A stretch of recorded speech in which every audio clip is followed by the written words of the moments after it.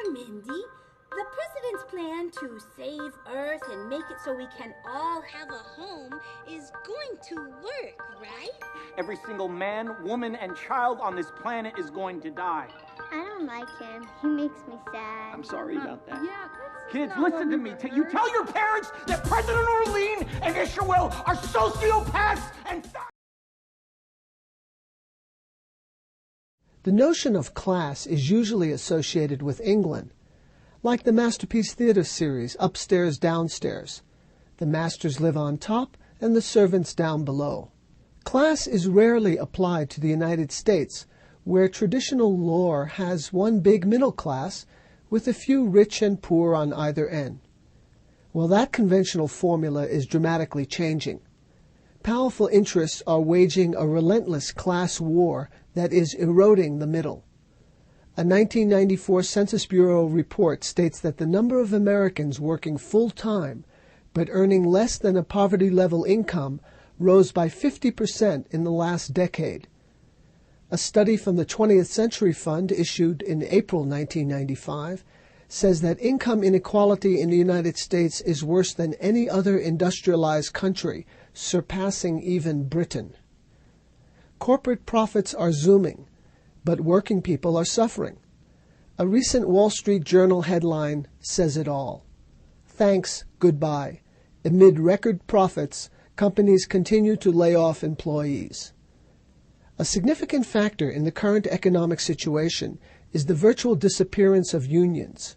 Without them, workers lack leverage in dealing with corporate managers. They're told to make concessions, or management will either hire temps or move the factory to the third world. Noam Chomsky, MIT professor, is one of the foremost intellectual figures of this era. Rolling Stone magazine says that Chomsky has been unrelenting in his attacks on the American hierarchy. He's up there with Thoreau and Emerson in the literature of rebellion. The New Statesman calls him the conscience of the American people. A prolific author, his latest books are World Orders, Old and New, and Keeping the Rabble in Line. He spoke at MIT in Cambridge, Massachusetts on May 9, 1995. The meeting was organized in solidarity with locked out and striking workers at 3 major plants in Decatur, Illinois. And now, Noam Chomsky. Fact is that to an extraordinary extent, by comparative standards, the United States is a business-run society, which means that human rights are subordinated to the overwhelming, overriding need of profit for investors. Decisions are placed in the hands of unaccountable private tyrannies, which means that even if formal democratic practices exist as they do, they're of peripheral significance. The government, in fact, is, as John Dewey called it 50 or 60 years ago, the shadow cast by business over society, so that modifications in the shadow are not going to change the substance. These were truisms throughout most of American history, including American working class history, until quite recently, until the 1950s, in fact. And it also means that social policy is geared to the transfer of wealth and power to those who already have it, and deliberately so. Now, in more democratic societies, by that I mean societies where democratic forms function more, there are countervailing forces that enable the public to enter the arena of policy and decision. That's only true to a very limited extent, a remarkably limited extent in the United States, despite quite impressive democratic forms. The country was founded on the principle that James Madison explained in the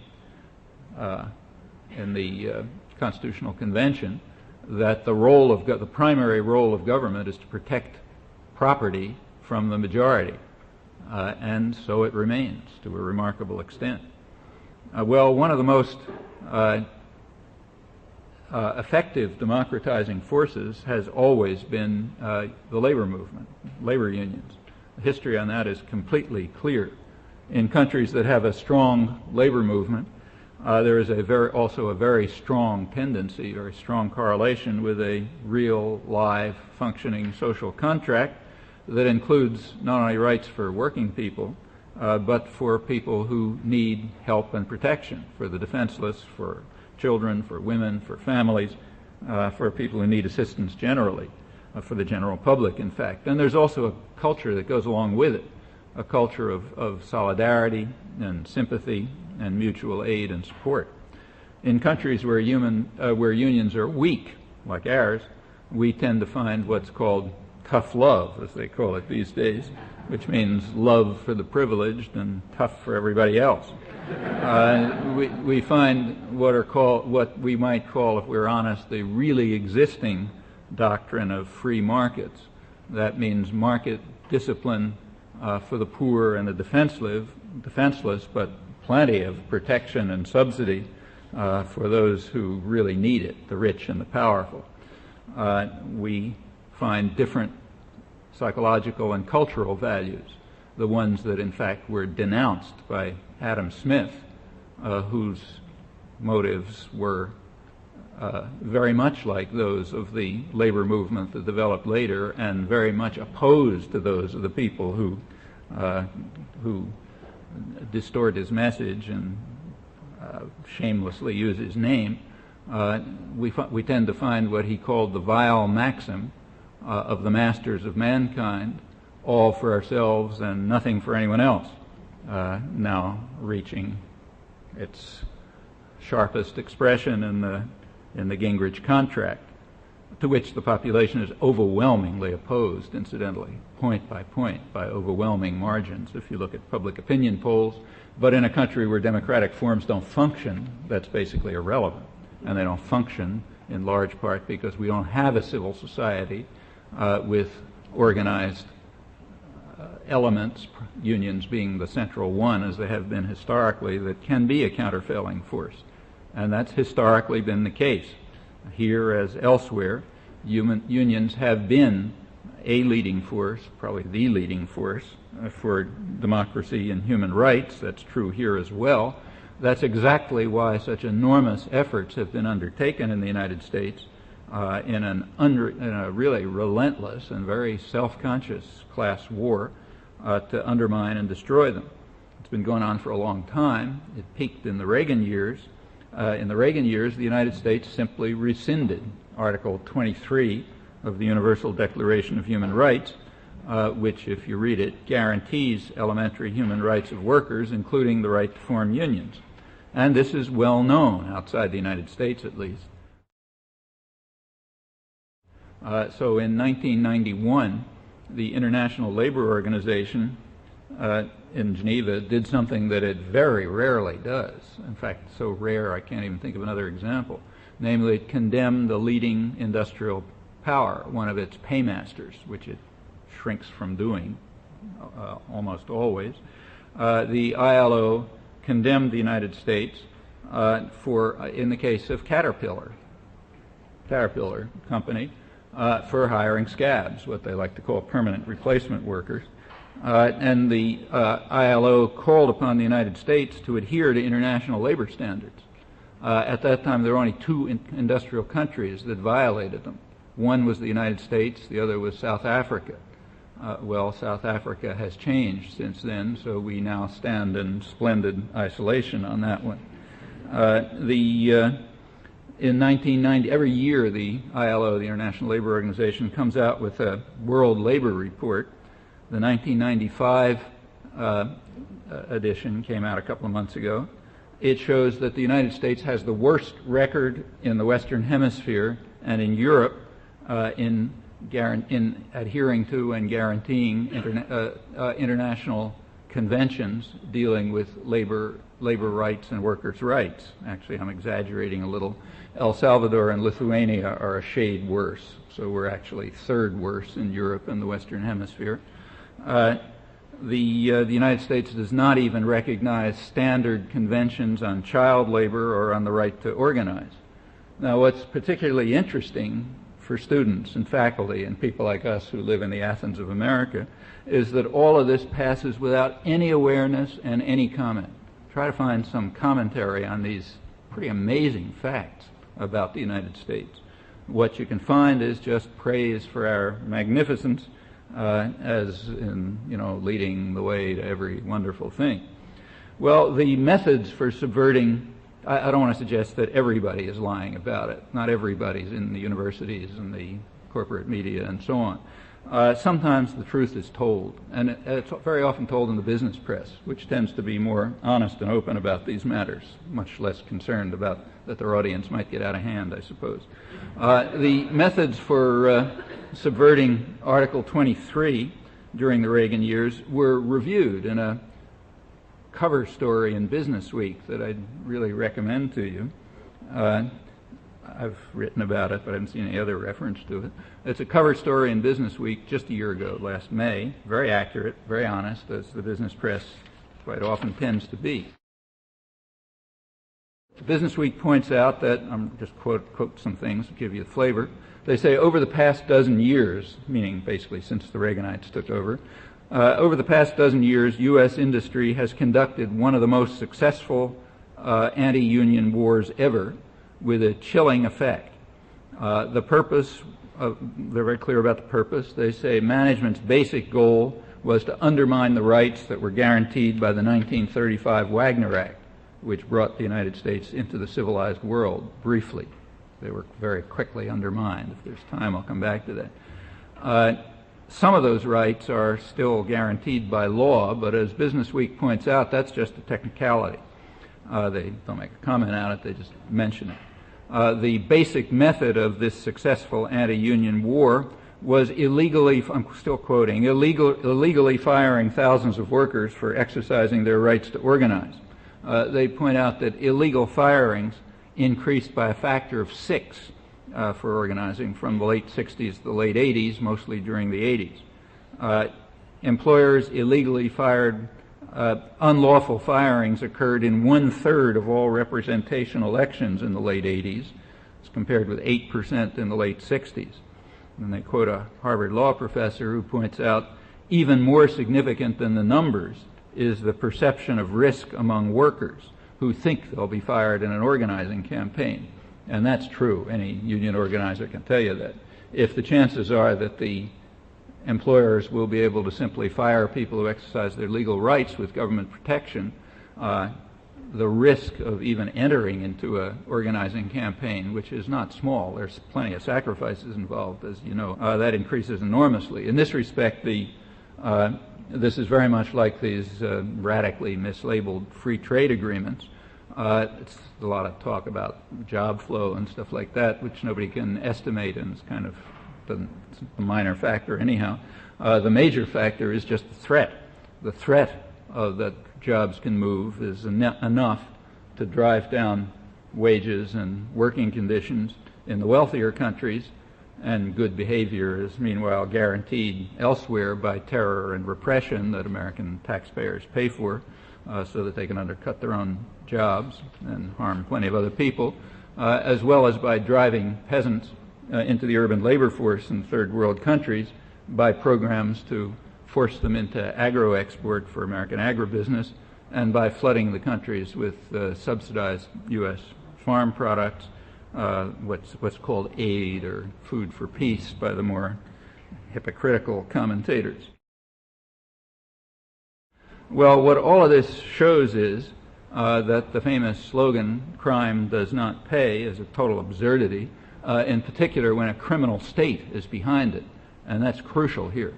The Reagan state made it very clear that it simply would not enforce the law, so that was carte blanche to employers to just carry out criminal actions. It's a straight criminal conspiracy. I don't use the term conspiracy very often, but this was a very clear and open criminal conspiracy between the substance, corporate America, and the shadow, which was more of a shadow than usual, and just said, yeah, go ahead and violate the law. We won't do a thing about it. Well, this illegal destruction of unions, Business Week points out still, is a major factor in lowering wages and in increasing the gap between the rich and the poor in the United States to Depression-era levels. It's reduced pension and health protection and it's contributed to a 125-fold explosion in unlawful discharge suits. Why? Because the union protections that are guaranteed by law are gone. Similarly, safety regulations lapsed thanks to state employer cooperation in crime. The OSHA, the Occupational Safety and Health Administration, I'm quoting Business Week now, under Reagan and Bush, OSHA was a hands-off agency encouraging lawlessness. And along with the dismantling of unions, that state involvement in criminal behavior led to an increase in days lost to injury from 58 per 100 workers in 1983 to 86 per 100 in 1991, which again shows that crime pays very well when the criminal state is crucially involved. Well, there were other consequences. This is one factor in the huge growth in profits, the huge increase in profits and concentration of wealth, which is indeed reaching new heights. Meanwhile, real wages, which stagnated in the 70s, started a steady decline around 1980, and they continue to decline. They've declined right through the latest figures, right through the Clinton recovery, so-called. For people with a high school education, wages have declined well over 20%, somewhere around 25%.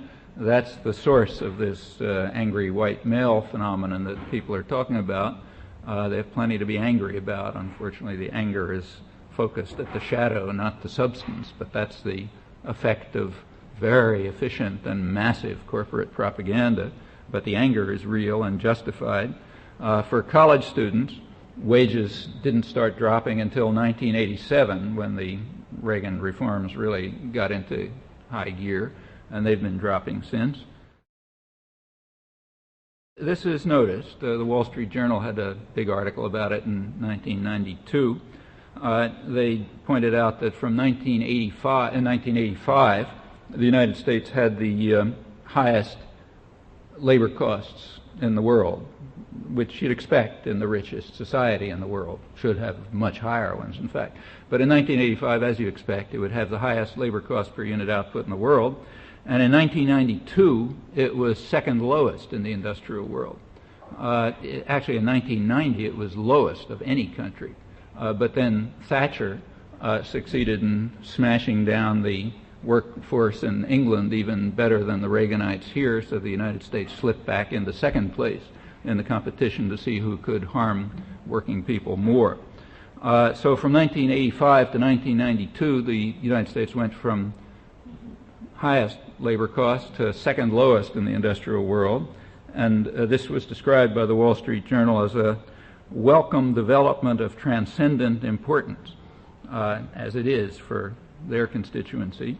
The business press, the rest of the business press describes other factors that are involved in this welcome development. The Financial Times of London, which is the big international business daily, they had an article about the same time about what was going on in Eastern Europe, and they described it as a horrible mess. Everything's awful. But the headline said that there's some hope.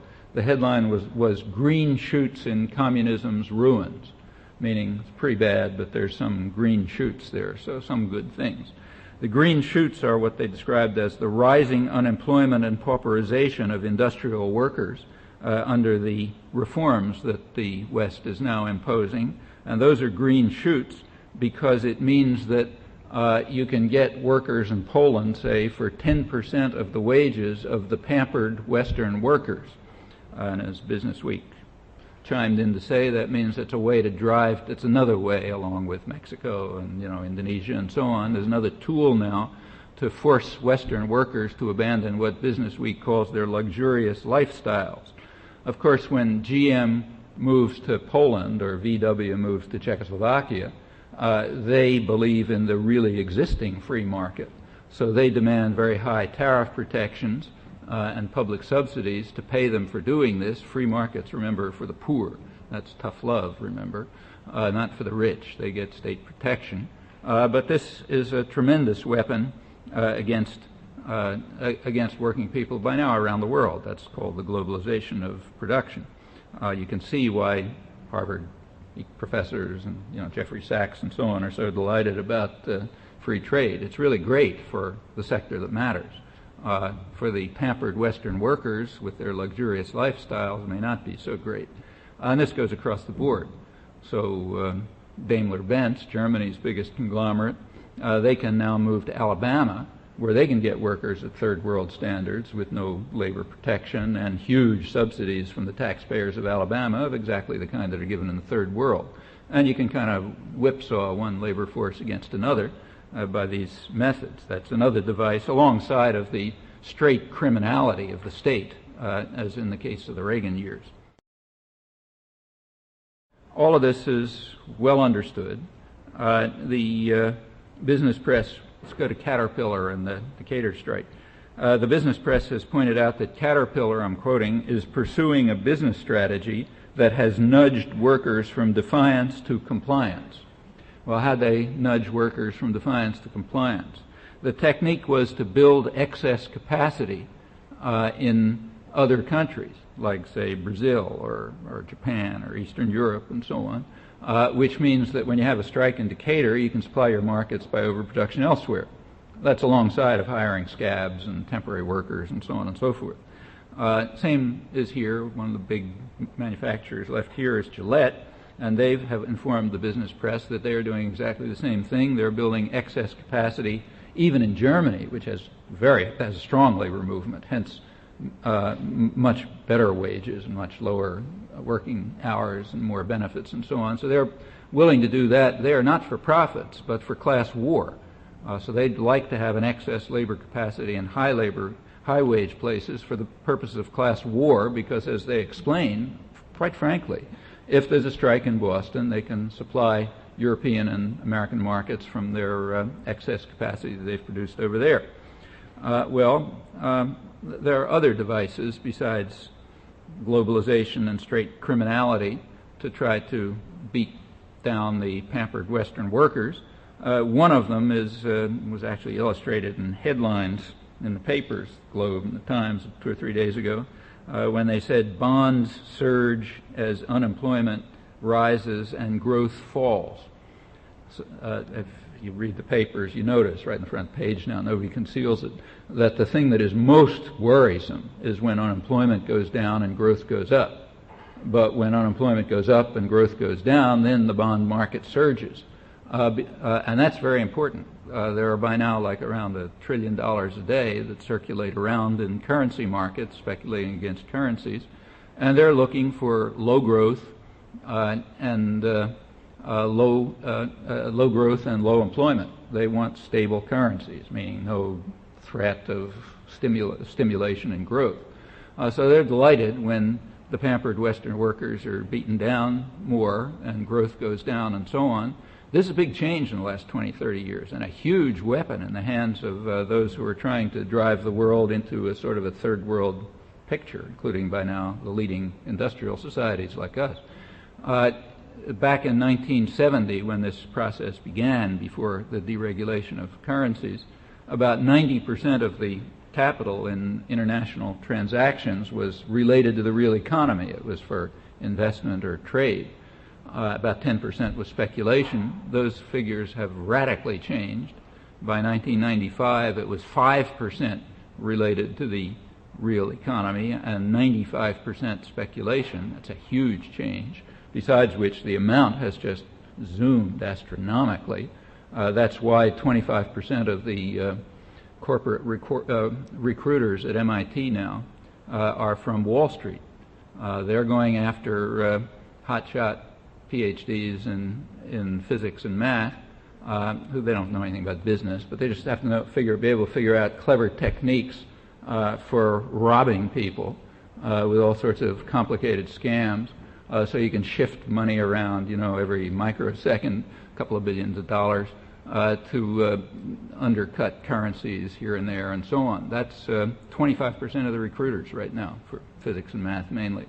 The same thing's happening in England, incidentally. They're going after Oxford and Cambridge PhDs in math and physics.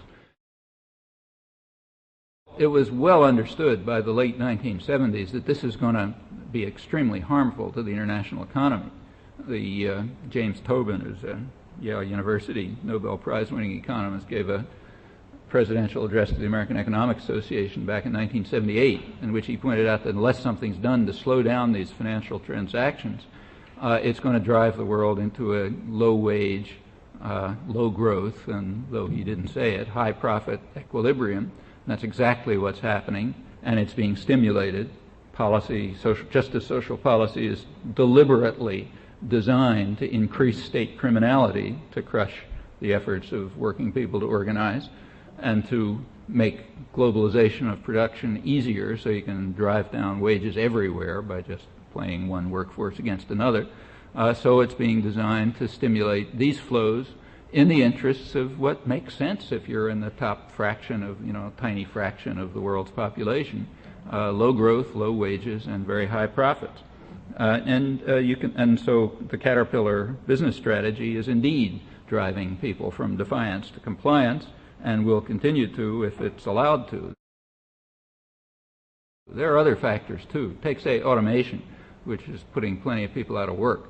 A lot of that actually, some of it was designed here, and machine tools and so on. It's alleged that automation is, results just from market forces. So, you can't stop it like the force of nature. But that's complete nonsense. The topic was studied in depth by David Noble here, no longer here, incidentally, partly for this reason. He's teaching in Canada now. But he did the main studies on what actually happened in developing numerical processing and other automation techniques. And what actually happened, in fact, is that it was so inefficient that it couldn't be done through market forces, and it had to be done through the state system.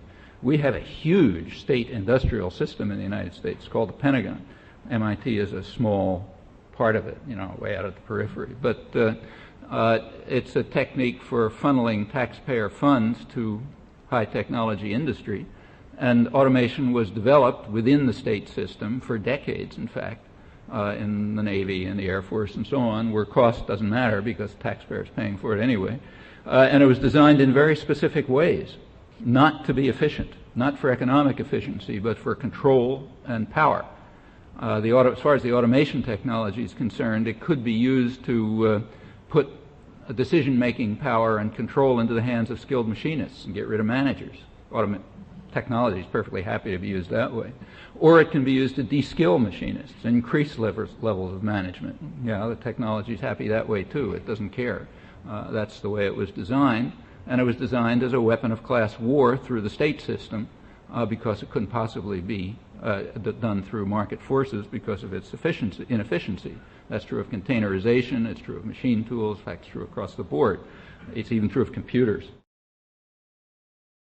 These are among the huge mechanisms of social policy that are used to ensure that the pampered Western workers have to give up their luxurious lifestyles. And the effects are pretty dramatic.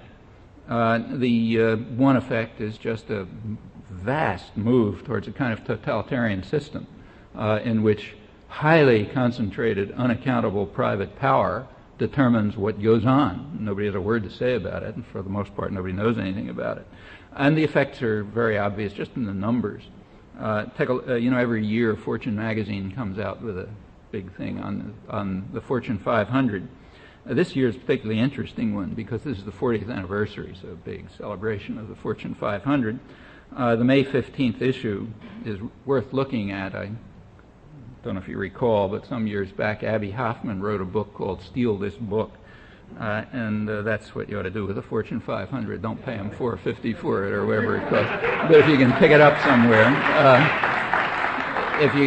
somewhere, it's worth looking at. Very big, fat, glossy volume, which is quite intriguing. In the last years, for 1994, which discussed 1993, they described 1993 as a dazzling year for corporate profits, even though sales growth was stagnant. So, not selling anything, but they're making huge amounts of money. 1994 was far better. They say profits went up a stunning 54%. on a sales growth of 8% and employee growth of 2.6%. You just listen to those numbers and you see a lot about the world. Profits up a stunning 54%, sales growth 8%, meaning virtually no change, and employee growth 2.6%. That doesn't exist. The numbers are revealing, and they mean something. And concentration has gone up, too. The Fortune 500 now controls 63% of the total U.S. gross domestic product. Now, that's a level of totalitarianism remember, these are totalitarian institutions, as totalitarian as human beings have ever devised. And that's a level of totalitarian control that has very rarely been reached in the world, if ever, you might check. Among the biggest gainers are Manpower Incorporated, which hires temporary workers. Very important fact. Their profits were up 35% last year. Sales up 35%. What they call sales, meaning selling people, was up 30 to undermine pampered Western workers. Remember, because they're selling temporary workers, so you don't need benefits and you don't need security. You get a flexible labor market. So their sales are up 35%. They're now number 237 in the combined industry services list. Services doesn't mean guys who clean the offices. It means investment firms and banks and those guys. They're 237. Kelly, their sales are up 21%. Well, that also tells you something. These are another form of the techniques for undermining the workforce. And the workforce means the population. Workers means most of the population, their families, their children, and so on. Caterpillar is now number 61 in this combined industrial service list. Its profits were up 46% from 1993, and the earnings per share were up 46%. That's not small. And this is expected to continue.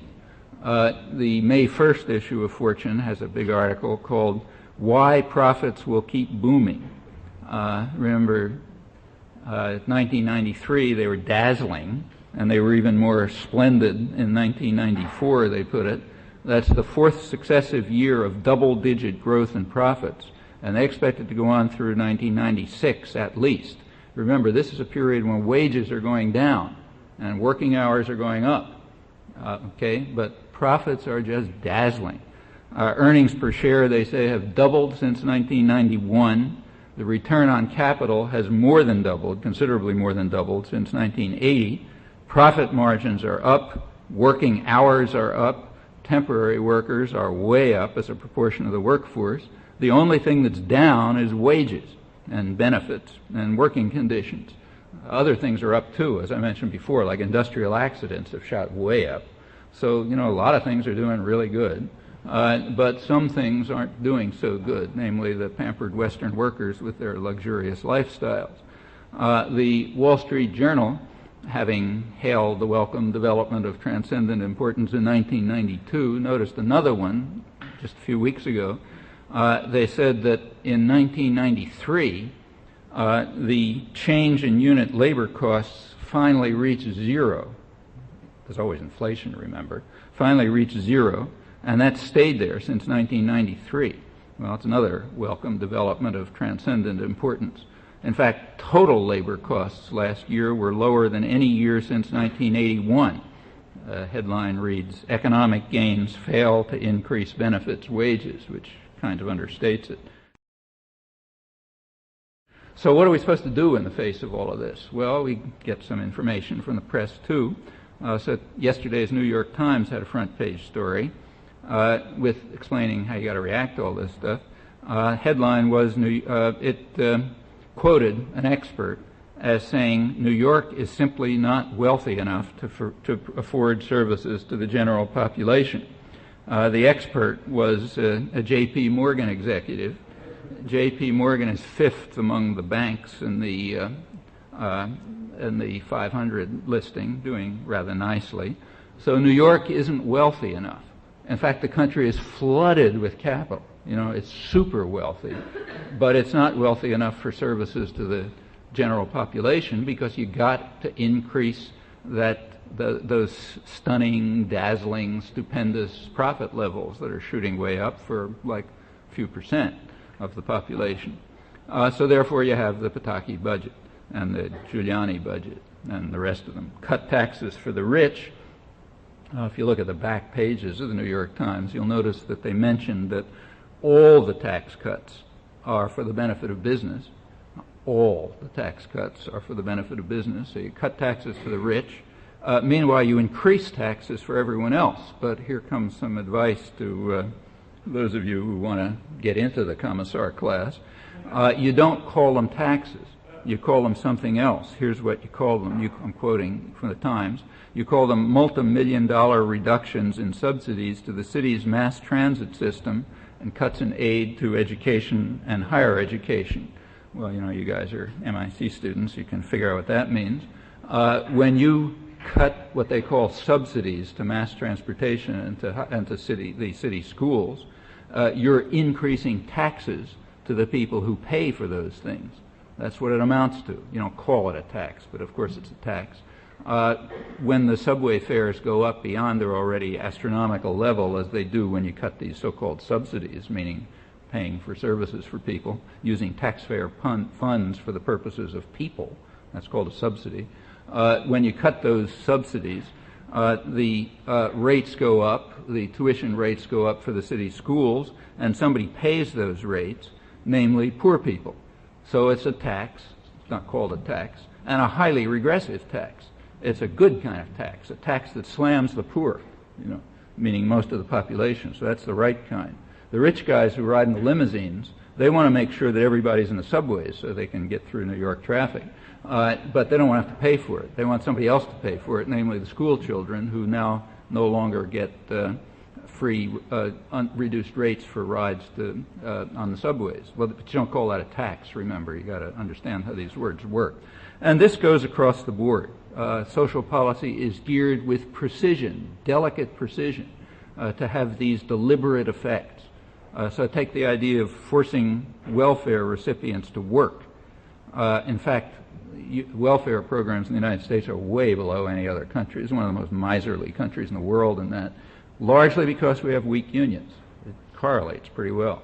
And what there was has declined radically. AFDC, the one they talk about, has declined about 50% since 1970 with devastating effects on families and children and so on, as you'd imagine. But it has to go down more. And the people on it, the welfare mothers, they have to be driven to the workforce. There's an interesting assumption there which nobody seems to challenge, and that is they're not working. Like if you're raising children, that's not work, right? Like your husband loses his job and you got to go out to the workforce because you're not working when you're raising children. That just comes free, like everything women do. Real work is the kind of stuff that you get paid for. Remember, we live in a meritocracy. That's another thing we're taught. You live in a meritocracy and you measure the merit of work by the amount of income that accrues to it. So real work is the kind of stuff that you do when you're in Wall Street speculating against currencies to drive down growth rates and wages. That's real work, and you can tell from the fact that in our meritocracy you get very high pay for it. On the other hand, raising children, let's say, that's not even work at all. You don't got to pay a cent for that. In fact, you got to be driven into the workforce, which has the extra side benefit that, as everybody knows, when these people who aren't doing any work, just taking care of children, when they're driven into the workforce, they're going to have subsidized jobs because there aren't any jobs around, which means taxpayer-subsidized jobs at very low wages, which has the nice side effect of undermining union wages, so everybody's wages go down at taxpayer expense. Well, that's another part of social policy, very nicely designed, you know, not very brilliant because it's obvious, you can figure it out pretty obviously, but that's the way it's working. And in fact, sometimes they even come clean, like the mayor of New York the other day, Mayor Giuliani, came clean finally and said exactly what everybody knew he was up to and the whole policy is up to, namely drive poor people out of New York City. He said it finally, thanks. It's pretty obvious before, but the idea is that New York City is for J.P. Morgan executives, you know, the experts who tell you we're not wealthy enough to pay for people.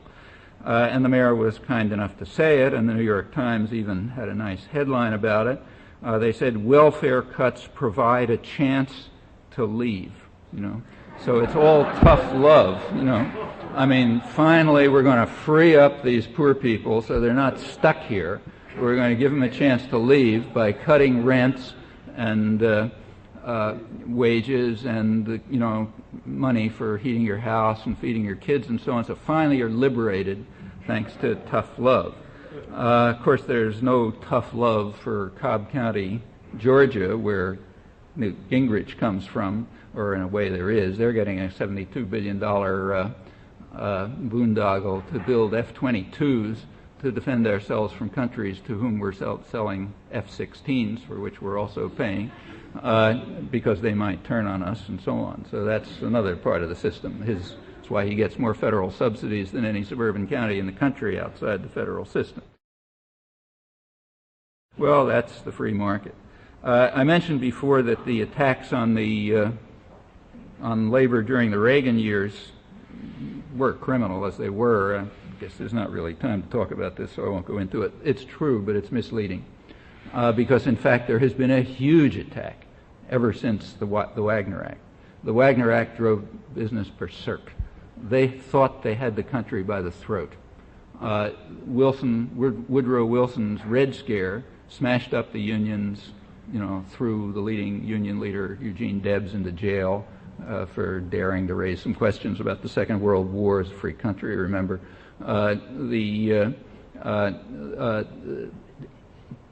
Independent thought, independent action, labor movement was completely smashed. Looked like business really had everything under control. Then along came the Depression, and you had labor organizing and activism and so on and so forth. And finally along came the Wagner Act, which brought to the United States the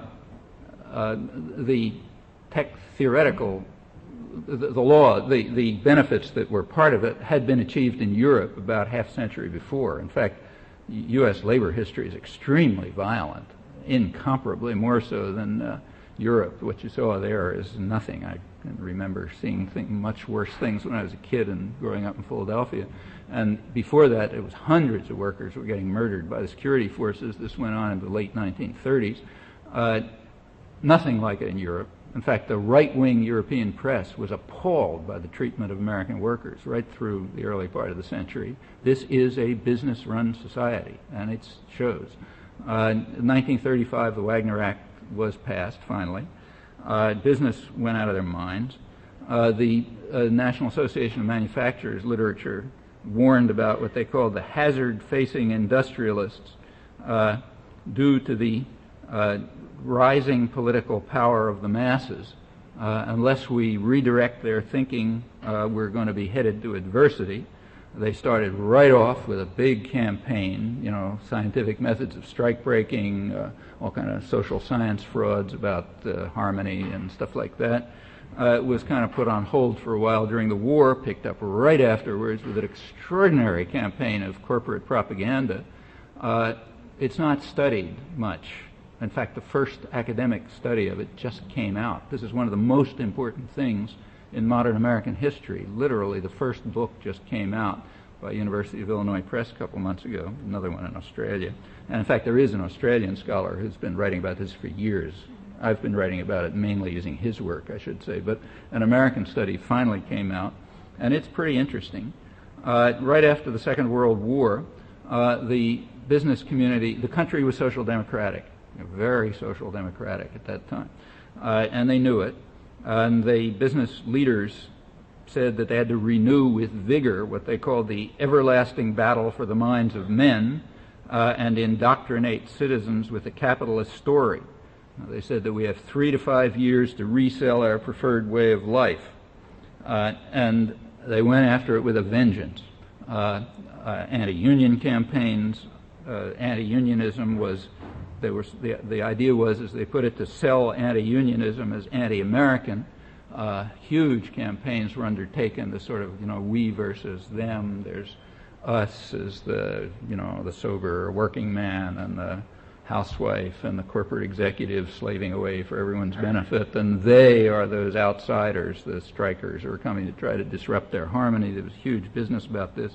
At that time, there was a vigorous labor press. The one-dimensional press of American society is fairly recent. There were about 800 labor newspapers back in the 1950s with tens of millions of people reading them. They were condemning the corporate media, as they put it, for damning labor at every opportunity. while carefully glossing over the sins of the banking and industrial magnates who really control the nation. That had to be destroyed, of course, and the reason is that truth is subversive. It's anti-American and has to be eliminated, and it was destroyed with a tremendous power play.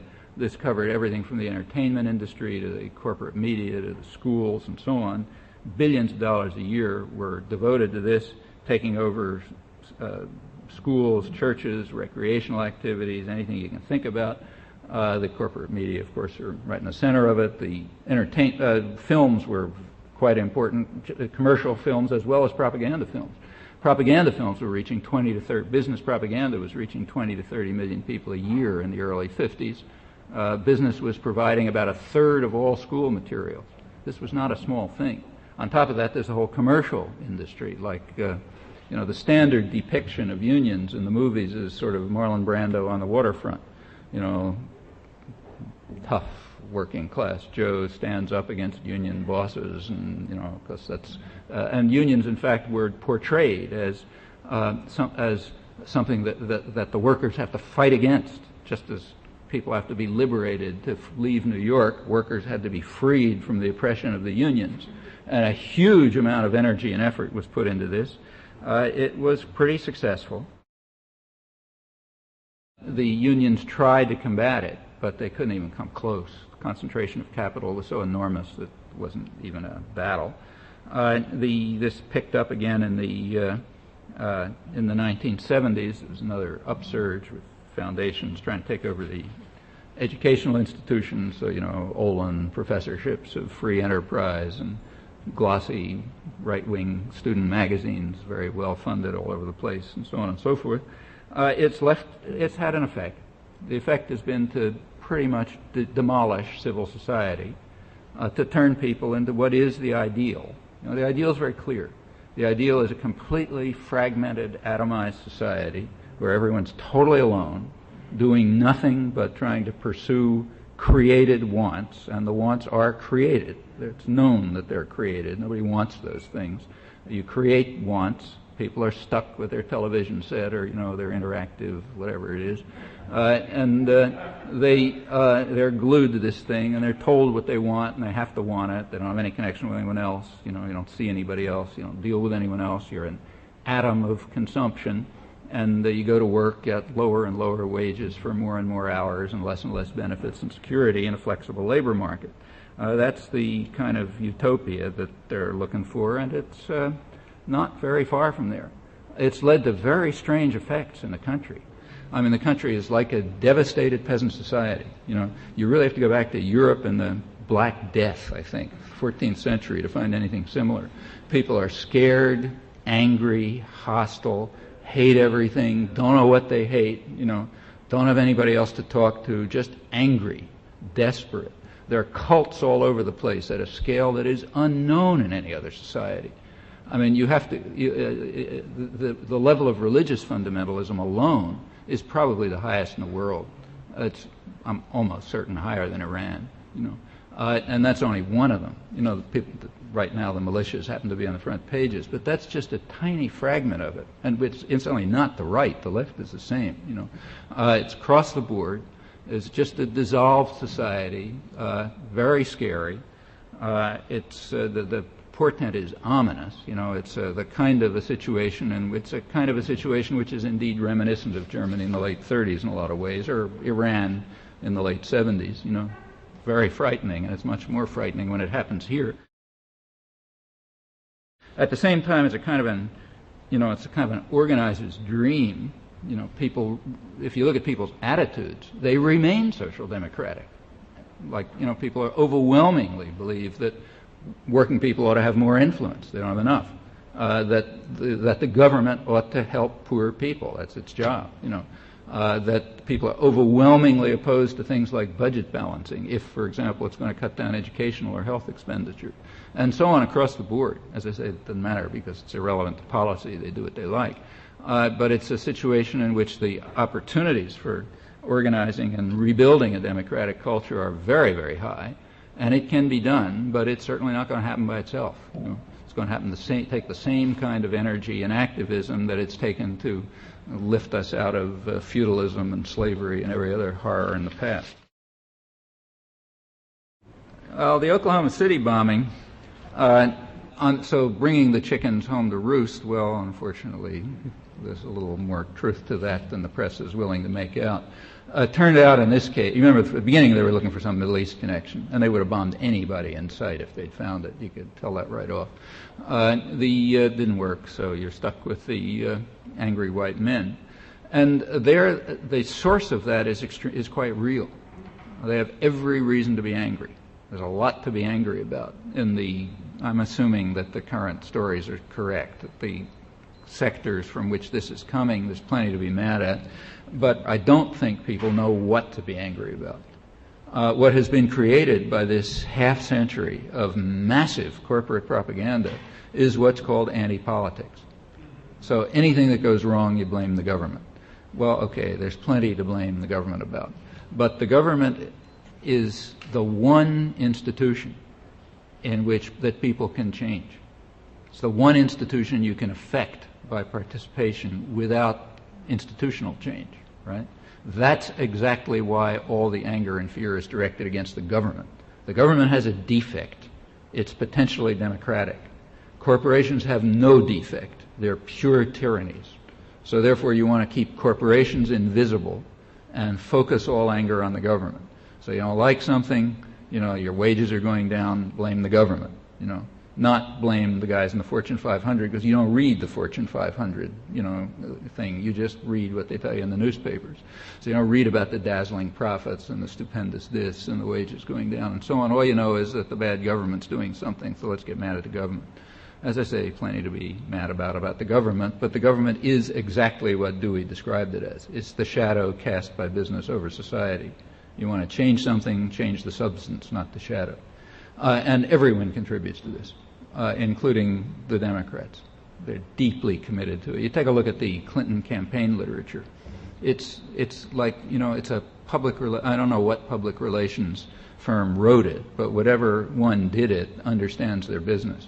The thing that they were giving out at the drugstores, 10 cents on their mandate for change, as they called it, incidentally a slogan that they borrowed from Eisenhower, which shows how much change they contemplated. The first chapter of it was called Entrepreneurial Economics, and that was their big economic program. I explained how we're not old-fashioned liberals, who believe in entitlements and getting children food to eat and that sort of thing. We're interested in entrepreneurial economics. And then they go on to describe it. And read it carefully.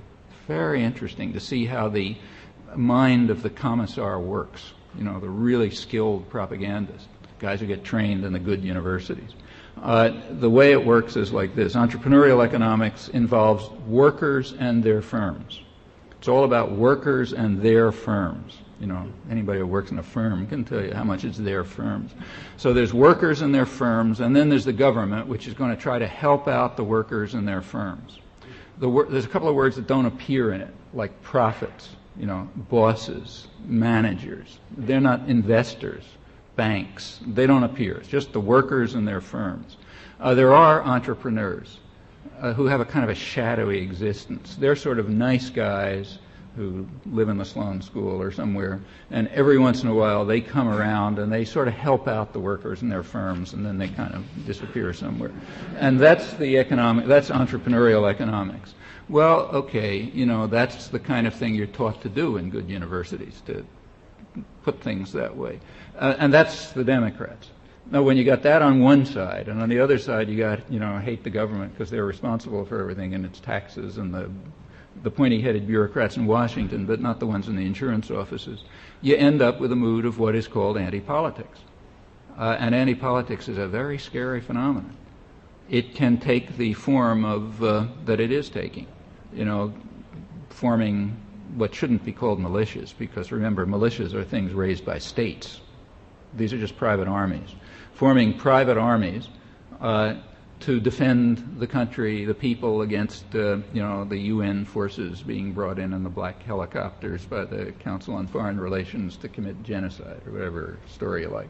Or else it's fight against Lucifer and Beast 66, who's doing this, that, and the other thing. And that's what, if you take a look across the country, that's what people are worried about and fighting against.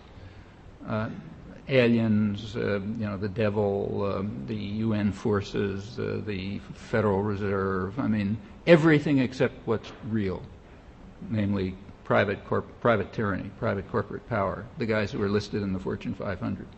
Well, that's an achievement. That's a propaganda achievement. And while the anger and the fear is real, and it's based on something, and you got to sympathize with it because it is real. When your wages have dropped 25% roughly in, say, 15 years, and your wife has to work and your kids can't eat and so on and so forth, and you have no future and everything's rotten, you have a lot to be angry about. But people are not focused on what's doing it. That's the difference between the days in which there was a live, functioning labor movement that was organizing these people, exactly these people, to work together to change things. I got this. I got it.